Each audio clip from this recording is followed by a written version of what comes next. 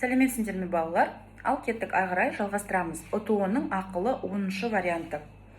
Бірінші есептен бастап кетейік сразу. Кестеде қарағайдың көлемі мен массасының арасындағы тәуелділік көрсетілген. Осындай кестелер өте көп келіп жатыр. Бұл жерде біз мынау 1 болған кезде 0,6 болған көріп тұрмыз. Демек 1-ді 0,6-ға көбейткен деп есептесек болады, я? 2-де 1-де 2 болып тұр. Неге? Себебі 2-ні 0,6-ға көбейткен. Сонда сенде 1-де 2 шығып тұр. Міне 1-ді 0,6-ға көбейткен, ол 0,6 болып тұр, я? 3-ті 0,6-ға көбейтсеңдер 1-де 8 болады. Дәл солай ары қарай жалғасып кетіп жатыр. Бізде қайсысы белгісіз? 6 белгісіз болып тұр, осыны анықтасақ болды. Міне балалар, мына жерде калькулятор тұрады. Алымдарда есептеңдер. 6 көбейту 0,6. Егер, конечно, қиналсаңдар. 3,10-6 болады екен. Ол дегеніміз Д жауабы. Кеттік ары қарай екінші есепке көшеміз. 6 натурал сан туралы кейбір мәліметтер берілген. 6 натурал санның барлығы берілмеген, бірақ ең кішісі 37 дейді. Өзгеріс ауқымы құлашы 24-ке тең дейді. Құлаш деген не балалар? Құлаш дегеніміз бізде список болады. Қандай да бір сандардың списігі болады. Сол жерден максимум саннан минимум санды азайтсаңдар, құлаш шығады. Ең үлкен саннан ең кіші санды азайтсаңдар, құлаш деген сан шығады екен. Енді біздің құлашымыз 24 десе, жазамыз максимум минус минимум тең 24 деп бізге айтып тұр. Тағы қандай информация беріліп тұр? Бізде ең кішісі 37 дейді. Демек, берілген бойынша бізде ең кіші сан 37. Демек, минимумның алдына апарып 37-ні қоямыз. Орнына апарып, минимумның орнында 37 деген сан тұр екен. Енді осы жерден максимумды тап дейді. Міне санның ең үлкені тап дейді. Санның ең үлкені бізде максимум тең 24 қосу 37 шығады екен балалар. Сонда максимум бізде нешеге тең болады? 61-ге тең болады екен. Жауабымыз бізде Д жауабы шықты.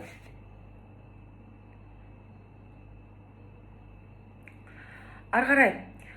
Зауытта құрастырылған автокөліктердің ақауы болу ықтималдылығы 0,01 дейді. Ақауы болмауының ықтималдылығын анықтаңыз дейді. Балалар, ықтималдылық деген толық қарағанда ақауы болу болмау ол 100%. Ал пайызды сан ретінде алса, ол 1 болу керек. Сонда ақауы болуы 0,01 болса, біз 1-ден азайтамыз, міне, 1-ден азайтамыз 0,01-ді. Сонда бізде 0,99 деген жауап шығады екен. Мына жерде сендерді шатастыратын көптеген варианттар тұр. Сондықтан шатаспас үшін, точно білу үшін калькуляторды қолданыңдар. Кеттік. Санжардың ақшасы Құралайдың ақшасының 80%-ын құрайды. Құралайдың ақшасы Санжардың ақшасының неше пайызын құрайтынын табыңыз дейді. Балалар, енді математика таңдаған балалар бұны тез шығаруы мүмкін, бірақ гуманитария балаларға, барлық балаларға дұрыс түсінікті болу үшін сендерге бір лайфхак айтайын. Егер есепте пайыздан басқа ешқандай информация берілмесе, онда есептер көп. Тек қана пайыз беріледі. Мынаның пайызы мынандай, мынаның пайызы мынандай.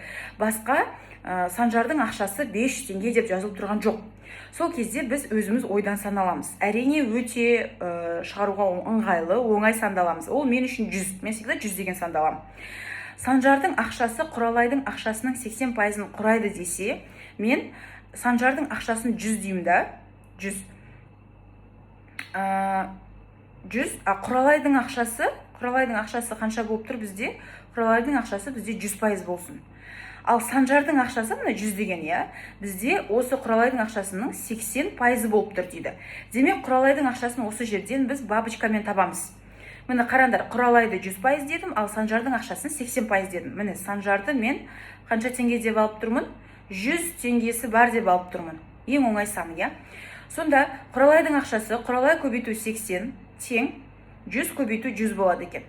Сонда бізде Құралай тең 10.000 бөлу 80. Ол дегеніміз 125 шығады екен. Сонда 125 Құралайда 125 теңге болады екен, дұрыс па? Енді Құралайдың ақшасы Санжардың ақшасының қанша пайызын құрайтынын табыңыз дейді. Енді бұл жерде көрініп тұр, сол 125% екен, иә, себебі Санжардың ақшасы 100 теңге болса, Құралайдікі 125 болса, ол одан асып тұр. Бірақ оны дұрыс түсіну үшін біз не істеуіміз керек? Мынау енді Санжардың ақшасын 100% дейміз. Санжардікі 100% болады, наоборот, иә, Құралайдікі x% болады. Қанша пайыз екен тап деп тұр ғой, иә? Демек біздің x-іміз 125% болады екен. Жауабымыз 125% болады. Себебі Құралайдың ақшасы көбірек болып тұр. Кеттік, ары қарай 5-ші есеп. Заңдылыққа байланысты. Заңдылық деген өте жиі кездеседі. Бір вариантта даже екі заңдылық кездесуі мүмкін. Сондықтан өте внимательно болыңдар. Егер менің шығарған варианттарымды қарасаңдар, дәл осындай есеп бізде болған еді. Бірақ ол жерде біз ортасындағы сан мысалы белгісіз болып тұр ғой, иә, значит жан-жағындағы сандарды қоса салған едік, қосып там 3-ке бөле салған едік. Қазір сол тәсілді қолданып көрейік. Қосайық. 3 қосу 12 15, 15 қосу 3 15 қосу 7 22, қосамыз 8-ді 30. Значит, мына жерде бізде барлығының қосындысы 30 болып тұр. 30 бен 4-тің арасында ешқандай бүтін сан жоқ. То есть 30-ды 3-ке бөлсем менде 10 шығады. Ол ешқандай 4 емес. 30-ды 5-ке бөлсем менде 6 шығады. То есть 4 деген сан менде шықпайды бүтін. Сондықтан біз олардың қосуы дұрыс емес. То есть ол бізде ондай заңдылық шықпайды деген сөз. Біздің мақсатымыз заңдылықта естерінде болсын. Бұндай жағдайда плюсті, минусты, көбейтуді және бөлуді қолдансақ болады. Көбейту мен бөлу өздерін сразу выдавать етіп қояды. Себебі ол жерде мысалы 36 мен 6 деген сан болуы мүмкін, 24 пен 8 деген сан болуы мүмкін. Себебі көбейту кестесіндегі сандар болады, иә. Бірақ бұл жерде ондай сандарды көріп тұрған жоқпыз, значит біз плюс пен минусты қолдана береміз. Бұл жерде мен мынандай заңдылықты қолдансам деймін. Міне 12 мен 7-ні қосамын. 8 бен 3-ті қосамын. Мына бір-біріне қарама-қарсы жатқан 12 мен 7-ні қосамын. И 8 бен 3-ті қосамын. Сөйтіп бір-бірінен азайтамын. Қанша шығады? 19-дан азайтамын 11-ді, менде 8 шығады. Енді менің жауабым ортасында 4 қой. 4 шығу үшін мен 8 не істеуім керек? 8-ді 2-ке бөлсем менде 4 шығады. Енді дәл осы заңдылықты басқаларына қолданып көрейін. 11-ге 18-ді қосамын. Міне мынамен мынаны қосып тұрмын, иә, мынамен мынаны қосып тұрмын. И мына жерде 6 мен 13-ті қосамын.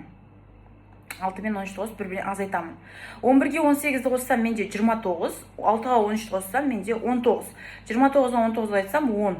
Енді келесі қасиет бойынша мен 2-ге бөлуім керек еді, иә, міне 2-ге бөлемін, менде 5 шықты.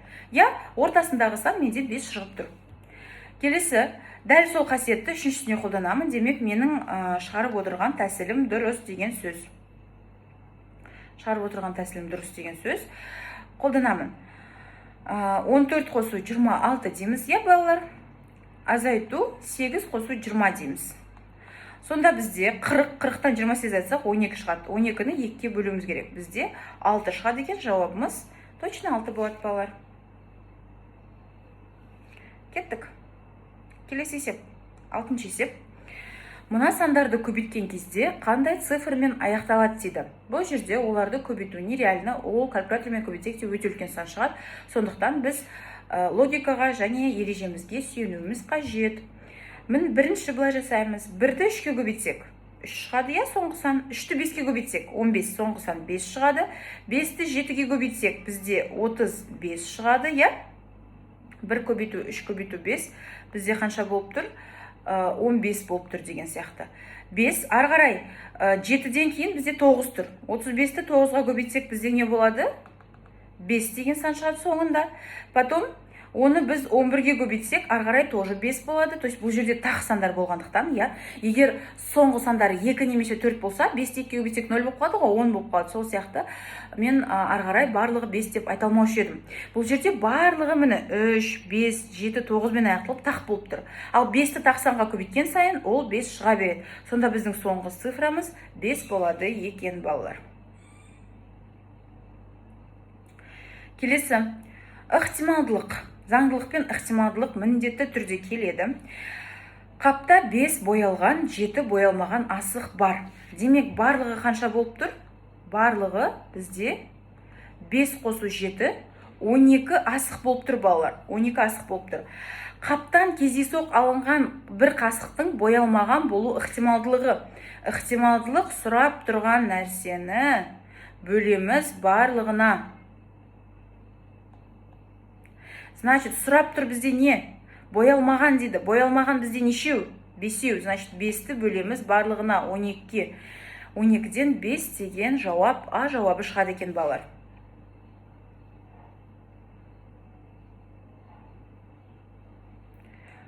Жоқ. Мен боялғанды таптым ғой қазір. Боялған дұрыс емес. Боялған бұндай болмайды. Бізге боялмаған керек. Есептің шартын дұрыс оқимыз. Балалар, даже мен қателесіп жатырмын. Боялмаған дейді. Боялмағанды сұраса, міне 7 боялмаған балалар. 7-ні бөлеміз 12-ге. Өте внимательно боламыз. 7 бөлінген 12. Бәсе, боялған, боялмаған деген сөздердің арасы ма деген жұрнақ қана. Поэтому внимательно болайық. Қателеспейік. Кеттік. 8-ші. Егістік жерді бірінші тракторшы 9 сағатта, екінші тракторшы 18 сағатта жасайды дейді. Значит, екеуі бірге десе, бұның өзінің жалғыз формуласы бар. Бірге жұмыс жасаудың формуласы ол мынандай: 1 бөлінген x, бірінші жұмысшы, 1 бөлінген y тең 1 бөлінген общий барлығы деген. Осының орнына қоя саламыз. Бірінші жұмысшы бізде 9 сағат жасайды, екінші жұмысшы 18 сағат жасайды. Енді біз жаңағы барлығын тапсақ жеткілікті. Мына жерге ортақ бөлім береміз. Мынаған 2-ні берсек, бізде мына жерге 1-ді береміз. Сонда бізде 3 бөлінген 18 шығады, тең 1 бөлінген b шығады екен. Демек, бұның орында бізде 6 деген шығады. Значит, екеуі бірге бірігіп 6 сағатта бітіріп тастайды екен. Логично, я? Біреуі 9 сағат жұмыс істесе, біреуі 18 сағат жұмыс істесе, екеуі біріксе, тезірек жұмысты аяқтайды. Соңғы есептер қалды, бітіріп тастайық. Кубтың толық бетінің ауданын тап дейді. Балалар, толық бет дегеніміз, ол барлық бетінің ауданын жеке-жеке тауып қосу деген сөз. Енді бұл жерде бізге повезло, потому что куб барлық беті бірдей. Кубтың қанша беті бар? Кубтың 6 беті бар, балалар. Кубтың 6 беті бар. Бір бетінің ауданы ол а квадрат. Значит, s біреуінің беті, я? А s толық беті ол бізде 6а квадрат. S толық беті.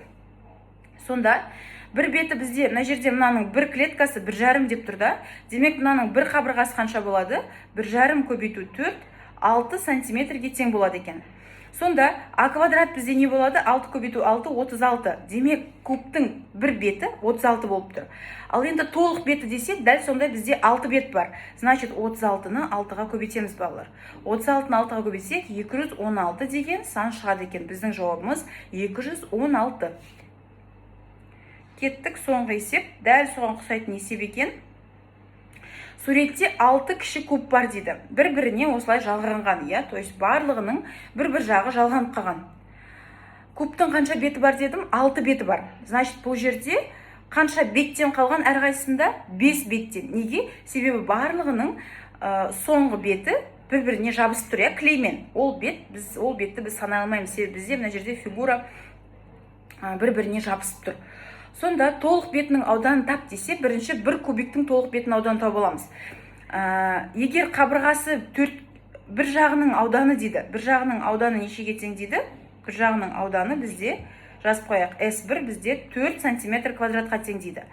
Ал біреуінің толық бетінің ауданы қаншаға тең болады? 5 деп табамыз, я? Себебі біреуі жоқ. Астында жабысып тұр, балалар. Мына жерде мына ар жағындағы беті жабысып тұр. Демек, бізде 5 беті қалады. 5 көбейту 4 бізде бір кубиктікі 20 см квадрат болады екен. Ал мына жерде бізде қанша кубик тұр? Есептейік. Бізде 1 кубик тұр, 2, 3, 4, 5, 6 кубик тұр.